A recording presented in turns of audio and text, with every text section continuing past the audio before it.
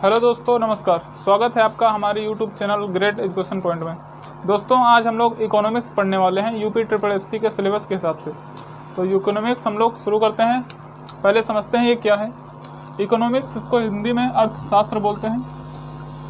अर्थशास्त्र, असल में ये जो अर्थशास्त्र है ये कौटिल्य जी के एक पुस्तक का नाम है। किसकी है? चाणक्य या कौटिल्य, इनका नाम है कौटिल्य। इन्हीं की एक पुस्तक है अर्थशास्त्र। इस अर्थशास्त्र का क्या मतलब होता है? इसका जो रिलेशन है दूर दूर तक इकोनॉमिक्स से नहीं है, अर्थशास्त्र से नहीं है, लेकिन इस जो पुस्तक है यह राजनीति से संबंधित है। इसका अर्थ क्या है? न्याय एवं राजनीति शास्त्र। न्याय एवं राजनीति शास्त्र के बारे में इसमें लिखा गया है। राजनीति शास्त्र, ठीक है। जो अर्थशास्त्र है ये चाणक्य या कौटिल्य जी की बुक है और इस बुक में जो है न्याय एवं राजनीति शास्त्र के बारे में लिखा गया है। फिर बात करते हैं इकोनॉमिक्स। इकोनॉमिक्स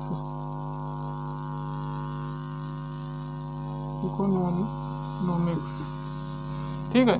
इकोनॉमिक्स जो है एक यूनानी भाषा के शब्द ओइकोनोमिया से निकला हुआ है। कौन सा यूनानी भाषा का शब्द? ओइकोनोमिया। ओइकोनोमिया, इसका क्या अर्थ होता है? इसका अर्थ होता है management of resources. Management of resources. Management of resources यानी जो स्रोत हैं उनका मैनेजमेंट या व्यवस्थीकरण, ऐसे कुछ, ठीक है।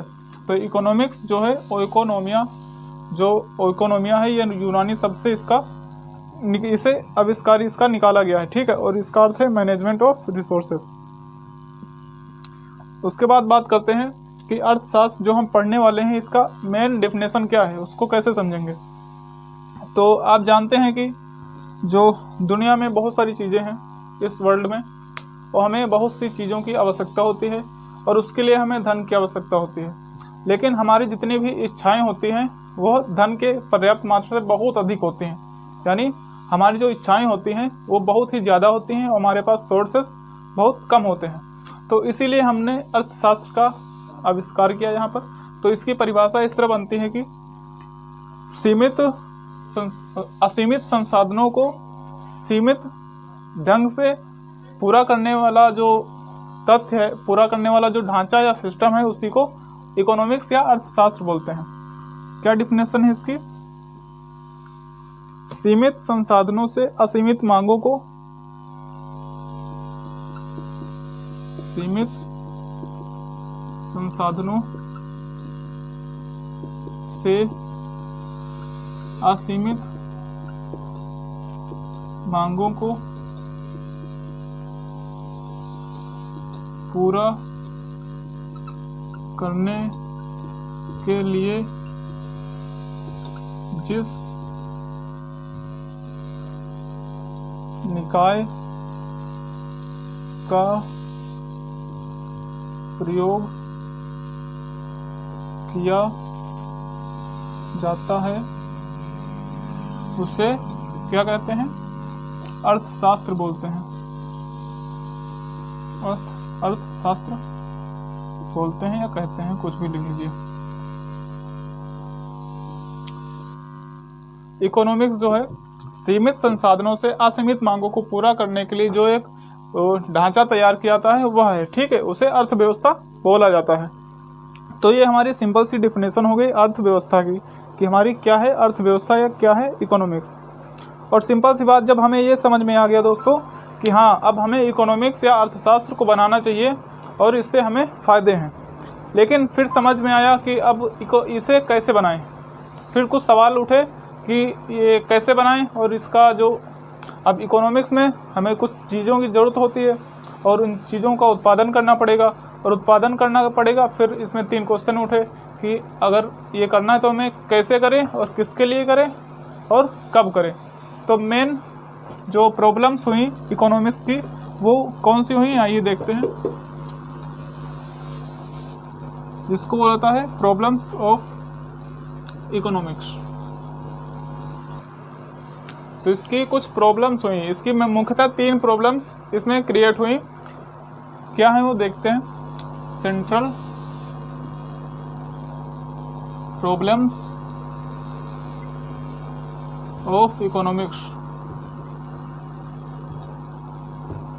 अब जब हमने उसका ढांचा तैयार कर लिया, अर्थव्यवस्था की, अर्थशास्त्र की स्थापना कर ली, तब हमें 3 प्रॉब्लम्स का सामना करना पड़ा। पहली कौन सी है? What to produce, what to produce. दूसरी समस्या क्या है? How to produce. अभी इसको बता रहे हैं क्या चीज है। तीसरी समस्या क्या है? तीसरी क्या है? For whom to produce, for whom to produce. What to produce यानी हम क्या बनाएं। फिर बात आई इकोनॉमिक्स की, हमें क्या जरूरत है, किसके लिए हमें काम करना है। तो हमें क्या बनाना है? पहले गेहूं बोना है, पहले चावल बोना, पहले धान बोना है, पहले आलू बोना है या फिर सरसों। ऐसे करके पहले क्या प्रॉब्लम है, पहले क्या करें, पहले क्या बनाएं, क्या प्रोड्यूस करें, पहली समस्या। दूसरी समस्या क्या? हाउ टू प्रोड्यूस, किसके लिए बनाएं। अमीरों के लिए बनाएं या गरीबों के लिए बनाएं। जो ज़्यादा पैसे वाला है उसके लिए बनाएं या फिर जिसके पास कम पैसे हैं उसके लिए बनाएं। ये कैसे, इसको कैसे डिफाइन किया जाए। तो ये दूसरी प्रॉब्लम्स यहाँ पर क्रिएट हुई। तीसरी कौन सी है? फॉर होम टू प्रोड्यूस, किसके लिए प्रोड्यूस करें।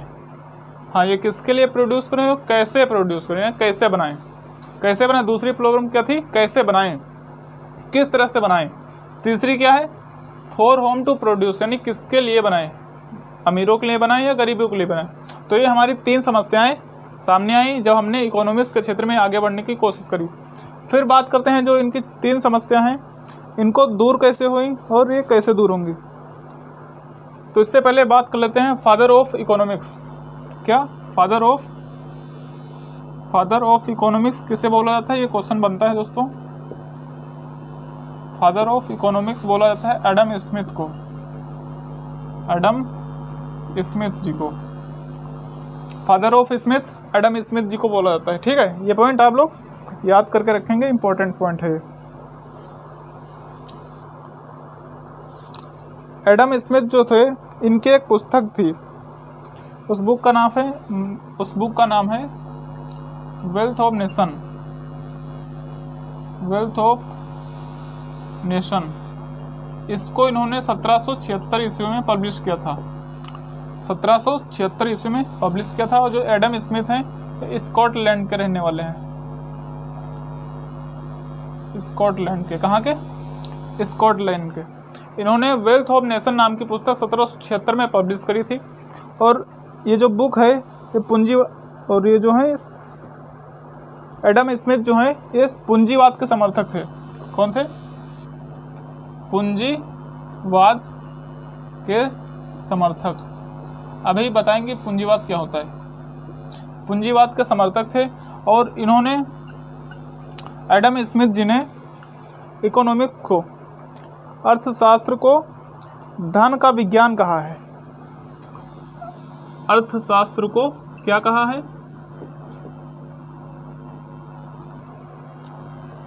पूंजीवाद के जो समर्थक थे। और एडम स्मिथ जी ने जो है अर्थशास्त्र को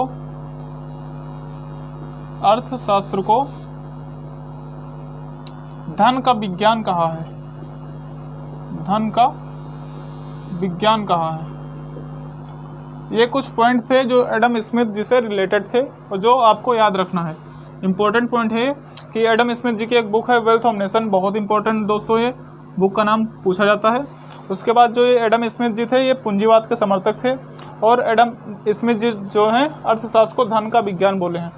ये स्टेटमेंट भी आप याद रखेंगे। एडम स्मिथ जी ने अर्थशास्त्र को क्या बोला है? धन का विज्ञान बोला है। क्या बोला है? धन का विज्ञान। और वेल्थ ऑफ नेशन कब पब्लिश हुई? 1776 ईस्वी में। एडम स्मिथ कहाँ के रहने वाले हैं? स्कॉटलैंड के, और ये पूंजीवाद के समर्थक थे। और आप ये बताइए कि इकोनॉमी अर्थशास्त्र जो है भाषा पुस्तक किसने लिखी? चाणक्य जी ने लिखी। अर्थशास्त्र में क्या लिखा गया है? वो राजनीति के बारे में लिखा है, न्याय एवं राजनीति शास्त्र उस बुक के अंदर लिखा गया है। उसके बाद सेंट्रल प्रॉब्लम्स कौन सी थी इकोनॉमिक्स की? अभी पढ़ा है मैंने, what to produce, how to produce, for whom to produce, क्या बनाएं, कैसे बनाएं, किसके लिए बनाएं।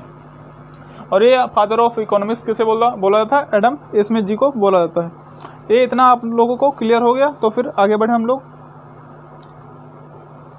अब बात करते हैं अर्थव्यवस्था के बारे में कि आखिर ये अर्थव्यवस्था क्या है। जैसे किसी देश को चलाने के लिए कुछ नियम और कानून बनाए जाते हैं, किसी देश को चलाने के लिए कुछ नियम और कानून बनाए जाते हैं। जैसे हमारे देश का संविधान है, तो वो एक पुस्तक में लिखा हुआ है।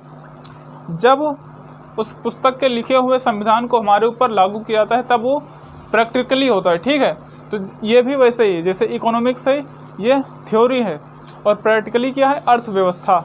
यानी इसका सीधा सा मतलब ये है कि इकोनॉमिक्स जिसमें पूरा शास्त्र लिखा हुआ है कि हमें कैसे बनाना है, क्या बनाना है, किसके लिए बनाना है, जब ये हम प्रैक्टिकली करते हैं तब वो अर्थव्यवस्था कहलाती है।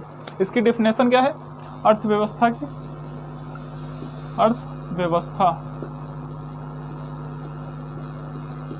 अर्थव्यवस्था की डिफिनेशन क्या है? जब किसी अर्थशास्त्र के सिद्धांत, जब किसी अर्थशास्त्र के सिद्धांत किसी भौगोलिक क्षेत्र पर, किसी भौगोलिक क्षेत्र पर, जब किसी अर्थशास्त्र के सिद्धांत किसी भौगोलिक क्षेत्र पर लागू कर दिए जाएं,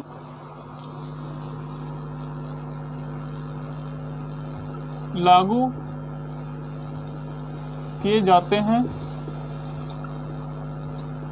तो उसे अर्थव्यवस्था कहते हैं। अर्थव्यवस्था कहते हैं। एग्जाम्पल में ले लेंगे, जैसे भारत की अपनी अर्थव्यवस्था है, भारत की अर्थव्यवस्था। इसी तरह चीन की अर्थव्यवस्था, इसी तरह अपने पड़ोसी मुल्क पाकिस्तान की अर्थव्यवस्था होगी। भले ही उसके हाथ में कटोरा है इस टाइम, लेकिन होगी तो जरूर उसकी भी अर्थव्यवस्था। तो ये अर्थव्यवस्था है हमारी। जब किसी अर्थशास्त्र के सिद्धांत किसी भौगोलिक क्षेत्र पर लागू कर दिए जाते हैं, तब उसे अर्थव्यवस्था बोलते हैं हम लोग। जो अर्थशास्त्र है वो थ्योरी है, और जो अर्थव्यवस्था है ये प्रैक्टिकली है। और इसमें जैसे एग्जाम्पल देख लेते हैं, भारत की अर्थव्यवस्था हो गई, चाइना की अपनी अर्थव्यवस्था हो गई, और पाकिस्तान की अपनी अर्थव्यवस्था होगी। ऐसा ही हम लोग अर्थव्यवस्था को समझते हैं। अब हम लोग नेक्स्ट वीडियो में समझेंगे कि अर्थव्यवस्था के कितने टाइप होते हैं और ये कितने प्रकार के होते हैं।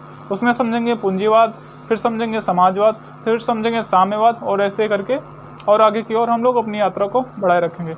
अगर वीडियो अच्छी लगी हो तो लाइक ज़रूर करिएगा और कमेंट भी करिएगा। आगे के लिए पढ़ाई करते रहिए। धन्यवाद।